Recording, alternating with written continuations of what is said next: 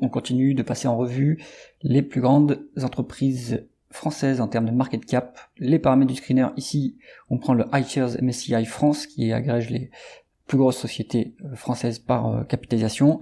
On se met sur le segment d'après le précédent qu'on a analysé, donc 35 milliards de market cap, entre 35 milliards de market cap et 20 milliards de market cap. Ça nous donne 10 entreprises. On obtient les résultats ici. On va enlever le prix qui nous intéresse pas et on va passer en revue les différentes colonnes avant d'analyser les entreprises. Alors, on a le symbole de cotation boursière de l'entreprise, le nom de l'entreprise, l'industrie dans laquelle elle opère, la capitalisation boursière en dollars, ça change pas grand chose par rapport à l'euro, la croissance du chiffre d'affaires en rythme annualisé sur 5 ans, des multiples de valorisation sur les 12 derniers mois, donc par rapport au flux, valeur d'entreprise sur EBITDA, price earnings, price to free cash flow, valorisation par rapport au stock, price to tangible book value. Ici, on va omettre ces multiples parce que on garde ça uniquement pour les sociétés plutôt value ou les sociétés financières. Le rendement des capitaux investis, donc une rentabilité plutôt opérationnelle. On va plutôt ignorer le rendement des fonds propres puisqu'on n'a pas de compagnie financière dans cette sélection. L'endettement de l'entreprise en termes de dette nette sur EBITDA. Le rendement du dividende, s'il y en a un, le rendement de l'actionnaire, pour vérifier s'il y a de la dilution ou des rachats d'actions, les free cash flow par rapport aux bénéfices nets, comme ça on vérifie le payout ratio. Payout ratio, c'est le rapport entre entre le dividende et le bénéfice net, mais on mesure ce payout ratio par rapport au bénéfice net alors qu'on le paye le dividende par rapport au free cash flow, donc il faut bien vérifier qu'on a l'équivalence. On commence tout de suite avec la première entreprise de ce tableau. On a Orange, entreprise dans laquelle on a l'État qui est un actionnaire assez important, c'est pour ça que je suis à l'écart de cette entreprise.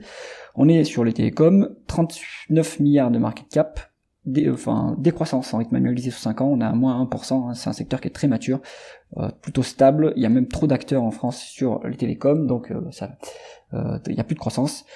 Niveau multiple, c'est très bas, du coup, on est à 5,3 en valeur d'entreprise sur EBITDA, donc là c'est très value comme multiple. En price earning, par contre, c'est moins le cas, on a 19, mais à mon avis, il vaut mieux regarder les free cash flow par rapport au bénéfice net, comme on est sur une société qui est très mature, elle est en phase de génération de cash, elle a plus besoin de réinvestir énormément, enfin en tout cas pas autant qu'avant, donc on génère beaucoup de cash, et donc c'est pour ça qu'on a un multiple de price to free cash flow qui est à 10,7, ce qui est pas très cher payé. Le rendement des capitaux investis, il est à 6%. C'est pas énorme, mais c'est inhérent à l'industrie qui est très intensive en capital. Donc il faut investir beaucoup de capital et c'est ce qu'il y a au dénominateur de ce multiple, de ce ratio. Donc rentabilité plutôt faible, mais c'est normal dans l'industrie. Deux fois l'EBITDA en dette nette, donc on utilise beaucoup de dette dans cette industrie, c'est pas un problème d'avoir, donc ce niveau-là il est pas du tout inquiétant, surtout pour une télécom qui peut s'endetter à pas cher puisque les banques leur donnent des taux d'intérêt préférentiels vu que les télécoms ont beaucoup de visibilité sur les cash flows opérationnels. Donc pas de souci sur cet endettement.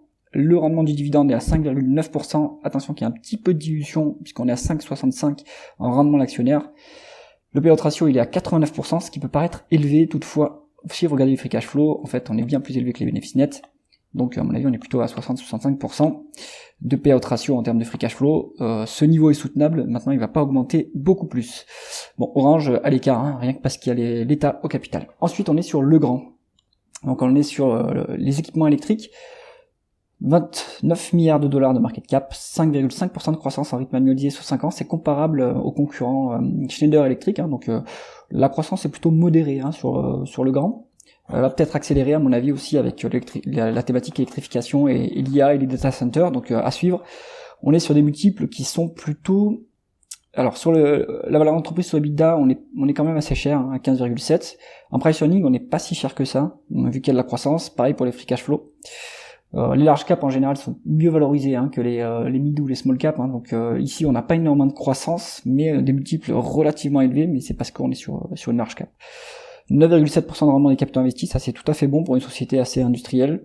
On a un EBITDA, une dette nette qui est à 1,4 fois l'EBITDA, c'est raisonnable comme endettement. 2,3% de rendement du dividende, c'est pas exceptionnel, mais ça pourra augmenter je pense par la suite, vu le payout ratio qu'on a ici. Il y a un petit peu de dilution, rien de très grave.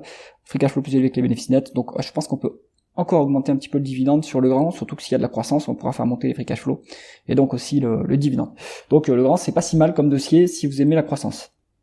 Dassault Aviation, on est sur la défense, 28 milliards de dollars de market cap, décroissance en rythme annualisé sur 5 ans, mais il faut garder en tête que la donne a changé sur l'industrie, maintenant on a des plans d'armement, donc on va avoir un petit peu de croissance à venir, donc le marché a anticipé cela d'ailleurs, les multiples se sont redressés, on a 16,4 en valeur d'entreprise sur EBITDA, c'est relativement cher payé, 30 en price earning, pareil, c'est relativement cher payé, toutefois l'entreprise génère beaucoup de free cash flow, on a moins de 20 fois les free cash flow, ça c'est pas trop cher payé en termes de multiples, donc là plutôt mitigé comme valorisation. Moi, je pense que c'est quand même un peu cher payé à ce niveau. Maintenant le timing est plutôt mauvais, il fallait avoir l'entreprise en portefeuille il y a 1 an ou 2, maintenant c'est un peu trop tard je pense. Le rendement des capitaux investis il est à 5%, c'est quand même faible, mais si vous regardez le rendement des fonds propres on a 15,5. En fait, il y a un biais dans le calcul. L'entreprise a beaucoup de cash. D'ailleurs, elle est cash net. Ce cash, c'est ce qu'elle collecte pour exécuter ses contrats, donc auprès de ses clients qui versent des acomptes. Ça biaise un peu le calcul du rendement des capitaux investis. Au dénominateur, on a ce cash qui est inutilisé en réalité. Donc, on peut considérer le rendement des fonds propres qui est tout à fait correct sur cette entreprise, surtout qu'on n'a pas de levier vu qu'on n'a pas d'endettement. Donc finalement assez rentable quand même cette entreprise. 1,5% de rendement du dividende, c'est pas exceptionnel, on a un peu de rachat d'actions mais rien d'intéressant. Le payout ratio est très faible, donc on pourrait augmenter beaucoup le dividende en fait sur Dassault Aviation, ils sont un peu pingres avec leurs actionnaires. Donc moi je suis plutôt à l'écart, le timing est mauvais maintenant je pense sur Dassault Aviation, il y a 6 mois de retard, enfin il fallait y être sur 6 mois, maximum il y a 6 mois et maintenant c'est un peu trop tard je pense, les multiples ont trop monté. Pernod Ricard, le numéro 2 de l'industrie des spiritueux, 27 milliards de dollars de market cap, 4,8% de croissance en rythme annualisé sur 5 ans, c'est une croissance plutôt modérée, on a 12 fois la valeur d'entreprise sur EBITDA. Ça reste, maintenant que avec le recul, ça reste un petit peu cher. Donc Pernod Ricard, c'est une des entreprises sur lesquelles j'ai été positionné. C'est une erreur de sélection de ma part, je me suis trompé sur ce dossier. Le déstockage continue, la Chine continue à souffrir, et donc la croissance est toujours faible. On a un price earning de 24 et un price to cash flow de 24. Ça reste cher payé en fait, vu la croissance qu'il y a en face, et vu l'endettement qu'on a. On est à presque 3 fois la dette nette sur l'EBITDA en dette nette. C'est un peu trop lourd, donc la société est en train de se désendetter en vendant des actifs. Je pense qu'il vaut mieux attendre que le dividende soit coupé. Vous voyez, le dividende, le payout ratio, il est à 110%, avec des free cash flow équivalents au bénéfice net, donc on s'endette pour verser le dividende, ce qui n'a pas du tout de sens. Donc j'espère que les actionnaires voteront de ne pas verser le solde du dividende cette année. La compte sera versée, mais si on verse la compte, on sera à 50%, allez, 55% des free cash flow, donc ça reste raisonnable, mais il faut pas que le solde soit versé pour que la société garde ses cash flows pour se désendetter. À ce niveau, on voit d'ailleurs que la rentabilité opérationnelle est pas très élevée sur Pernod Ricard, finalement on a 6,7%, alors que sur Diageo, on a des niveaux quand même beaucoup plus élevés, donc il y a de quoi s'améliorer sur ce dossier avant d'y rentrer. Donc plutôt à l'écart maintenant de Pernod Ricard, mais je continue à suivre le dossier et l'industrie. Alors Capgemini, on est sur 27 milliards de dollars de market cap, 9,4% de croissance en rythme annualisé sur 5 ans, c'est quand même assez élevé comme croissance, des multiples qui sont tout à fait intéressants. On a 9,3 en valeur d'entreprise sur EBITDA, 16,2 en price earning et 12 en price to free cash flow.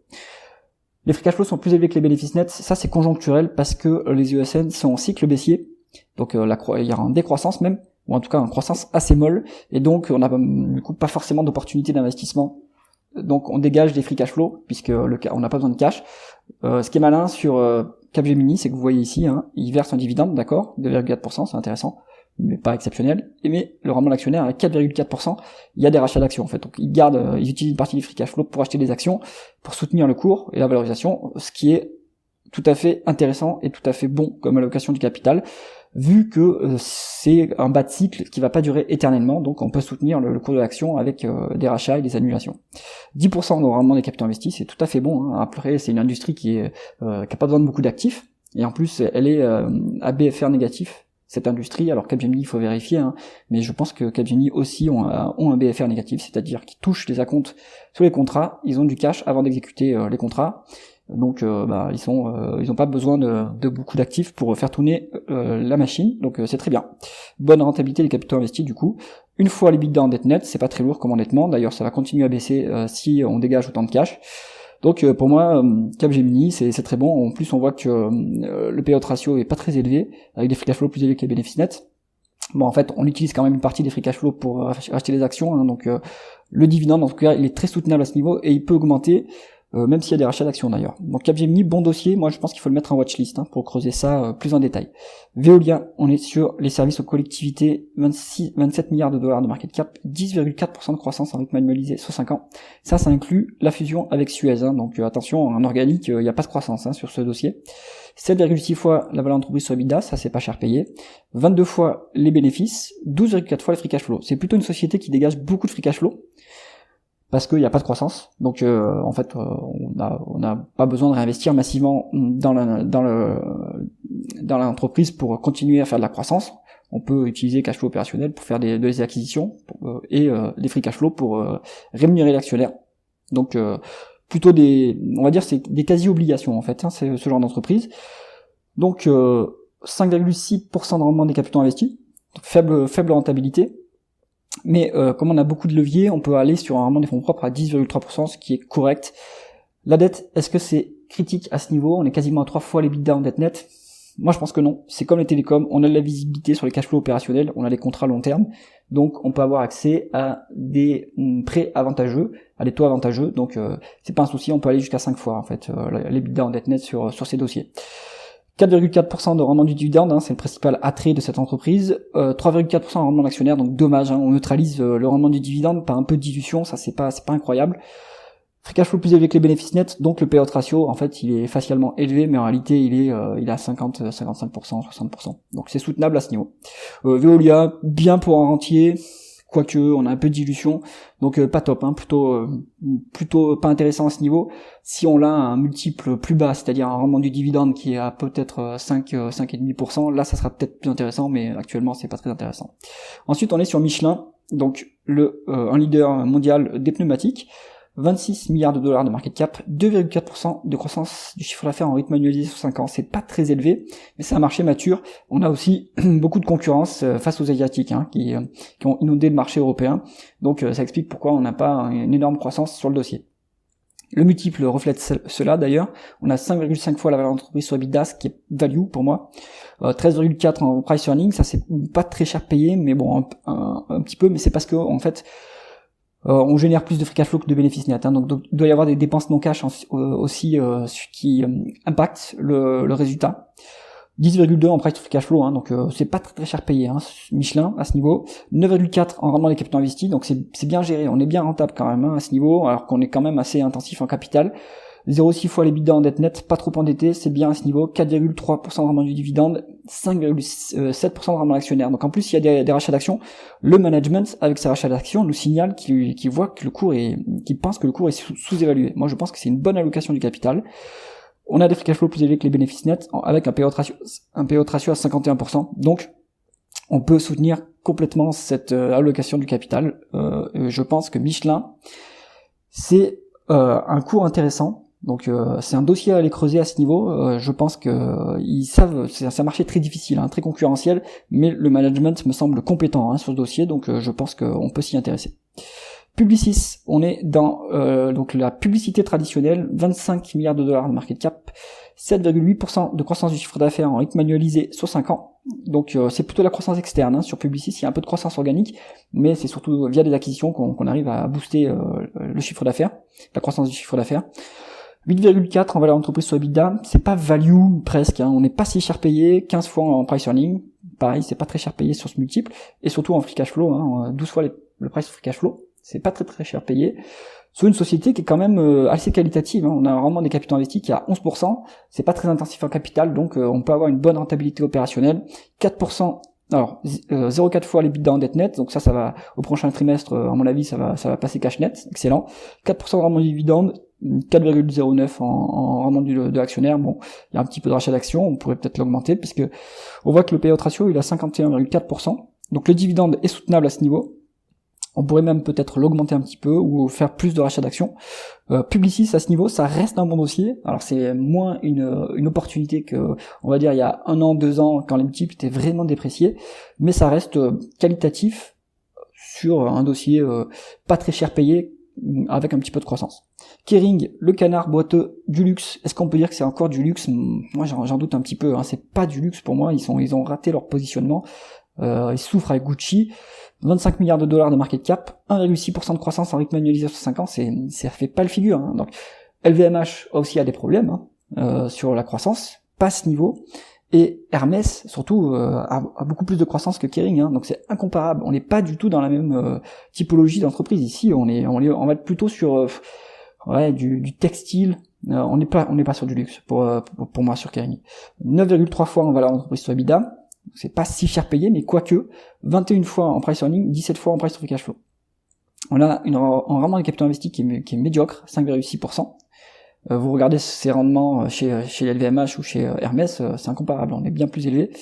On a 4 fois les EBITDA en dette nette, donc là il y a un problème. On est trop endetté, hein. C'est une société traditionnelle, qui a en plus pas de visibilité sur ses cash flows, donc on est beaucoup trop endetté. Là il va falloir faire quelque chose, donc ils vont devoir céder des actifs, hein. Ils sont déjà en train de le faire pour se désendetter. 3,4% de rendement du dividende. Pourquoi est-ce qu'on verse un dividende alors qu'on est aussi endetté? Point d'interrogation. On fait des rachats d'actions. Donc le management veut signaler que le cours est sous-évalué, mais moi je pense pas. Le cours n'est pas sous-évalué. C'est que l'entreprise a trop de difficultés. Donc je pense que cette allocation du capital est médiocre. On n'a en plus pas les moyens de verser ce dividende, hein, puisqu'on est à 151 en payout ratio, même si les free cash flow sont plus élevés que les bénéfices nets. Donc on est peut-être à 100%. C'est pas soutenable. Donc Kering, abstenez-vous d'investir sur cette entreprise, c'est trop dangereux à ce niveau encore. Sartorius, Stedin, donc là on sort du CAC 40, on n'est plus dans le CAC 40, mais on est sur une société qui est quand même assez importante en market cap, hein, 23 milliards de dollars de market cap, 14% de croissance en rythme annualisé sur 5 ans. Je connais pas assez bien le dossier pour savoir si c'est de la croissance externe ou organique, donc à vérifier, mais je pense que c'est quand même une bonne part de l'externe, hein, ici. Une valeur d'entreprise sur EBITDA de 34, c'est très très cher. 102 en price earning, n'importe quoi, et 36 en price to free cash flow. C'est très cher. Donc, rendement des capitaux investis qui est plutôt médiocre, hein, 5,6%. 2,5 fois les EBITDA en dette nette, et 0,33% de rendement du dividende, donc il n'y a pas de rendement du dividende, le payout ratio est à 33%. En réalité, il est même à 15%, on va dire, maxi, puisque les free cash flow sont plus élevés que les bénéfices nets. Sartorius, je comprends toujours pas pourquoi c'est aussi valorisé, alors que la rentabilité est plutôt médiocre, hein, et qu'on est relativement endetté sur le dossier, avec une rémunération d'actionnaire qui est très pingre. Donc plutôt s'abstenir, hein, sur Sartorius, pas du tout convaincu sur ce dossier. Allez, qu'est-ce qu'on garde dans cette revue?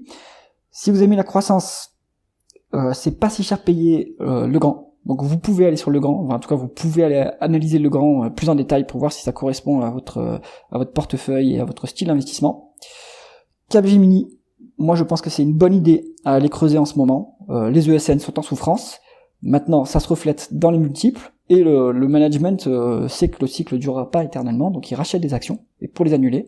Donc ça, moi je pense que c'est une bonne allocation du capital, et ça rend Capgemini tout à fait intéressant à ce niveau. Michelin, donc là on est plutôt sur de la value, un dossier quand même plus cyclique et plus compliqué, hein, que Capgemini, dans le sens où c'est quand même beaucoup plus cyclique. Après, les multiples reflètent cela, hein. On est sur un multiple de valeur d'entreprise qui est complètement value. Et si on regarde le rendement des capitaux investis, on est quand même sur une société qui est bien gérée, hein, avec des rachats d'actions et un dividende qui est intéressant pour un peu dérisquer le dossier. Donc moi je pense que c'est intéressant aussi Michelin à aller analyser plus en détail. Et Publicis, pourquoi pas, on est aussi sur une société qui est qualitativement gérée, hein, 11% de rendement des capitaux investis, c'est quand même pas mal. Les multiples sont relativement, ils sont pas value, mais ils sont pas non plus excessivement chers, hein, donc ça reste quand même intéressant à ce niveau, et bonne rémunération de l'actionnaire aussi. J'espère que cette revue du top société française vous a intéressé. Si c'est le cas, mettez un pouce vers le haut et pensez à vous abonner à la chaîne. À bientôt.